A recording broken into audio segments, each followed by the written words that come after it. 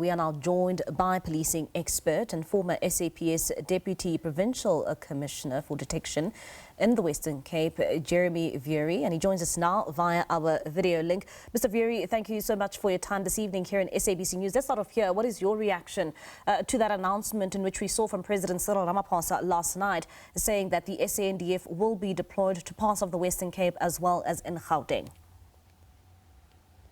The first thing, we have been here before, and it has not had sustained results.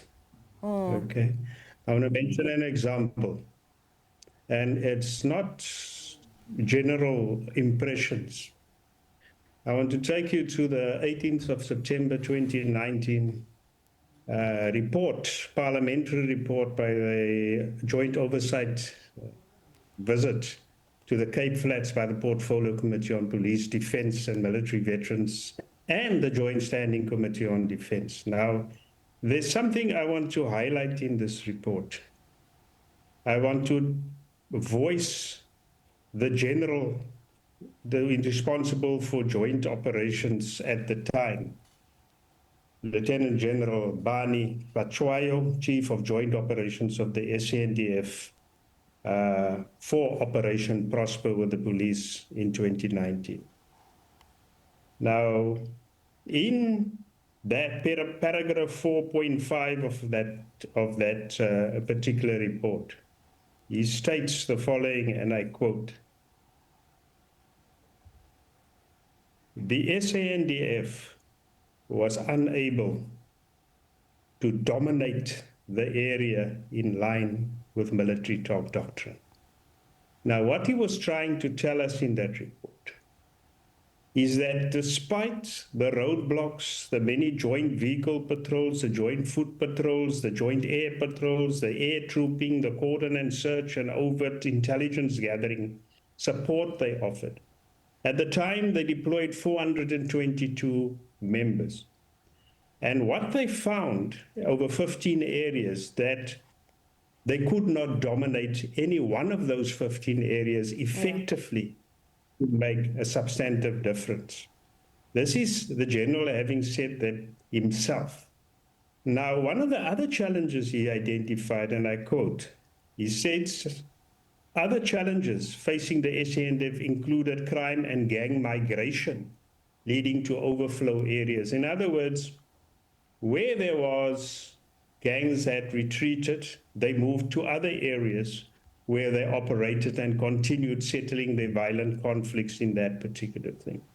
So that is the important thing to realize. This is an SANDF general talking about the time, and I was in the police there, and I was essentially part of these operations via the command center. Yeah, and Mr. Vearey, when you make reference to that report and when you look at what took place in 2019, do you then think that the SAPS rather than should be more capacitated to deal with gang violence and to deal with illegal mining in Gauteng? Yes, I believe look, people are talking about feeling safe. This is not necessarily, doesn't translate qualitatively into actually being safe. It's just feeling good, the fact that there are more dangerous looking people running around in the streets or driving or adopting a more militaristic posture. Now, we could easily strengthen units such as the intervention units, such as our TRTs and our task force to have a similar profile. My question is if the considerations are purely tactical in terms of posture, military posture, there are many other units you can capacitate to do that. But more importantly, you need to... We heard that gangs after that came back much worse and much stronger as the violence testifies now to it. So during that period, nothing was done to capacitate detectives to put people in jail or take them through the courts rapidly. And one of the problems identified by that oversight committee at the time was what was needed during the time that they had that operation, because of the amount of arrests, and is to have dedicated courts just to process the arrests that come out of that particular operation. So that is a capacity problem you must address. The second, I just want to come to a few things. In terms of physical resources, one of the lacks the general identified in their own ranks, and once again, these things can be replicated even by capacitating police units, was the lack of metal detectors, K9 units, unmanned aerial vehicles, which is drones, as well as urban surveillance teams. Yeah. And long-range surveillance, of course.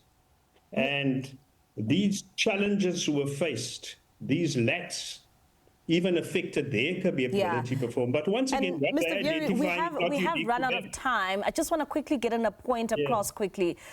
We know that some communities in the Western Cape, particularly the Cape Flats, they've called on the SANDF for quite some time, asking the president to deploy them to the areas. I also know in Gauteng, in some of these communities affected by illegal mining, they've called on the president to deploy the army. What is it about South Africans that whenever there's a big major problem, particularly around crime, that they feel as if they feel safer when there is the deployment of the army? Look, if I sometimes get the impression we're more interested in the optics, and that optics gives us a false sense of security that comes with military posturing. However, the reality, as the general of the SANDF said back then, is an entirely different matter. Despite those optics, we could not dominate the area with the SANDF and the police together. So it is time that we are honest to the public about these things. We've gone through 2 occasions where the military was with us. And from an operational perspective, on both occasions, we could not dominate given the scale of the area and the problem. And the other thing is, what was promised each time is the promise that we were made again, that given the space created by the attempts to dominate those areas with our posturing, that other government departments will come in and address, or at least attempt to focus on the root causes. That didn't happen the last time. All right. We were working in 15 areas and it went worse. Now we need to hope and pray that that happens now, if this initiative is true. But like I said, the jury is still out on those things. All right. Mr. Vearey, thank you so much for that insight. That's Jeremy Vearey, the policing expert. Unfortunately, we have run out of time. It would have been lovely to continue that conversation.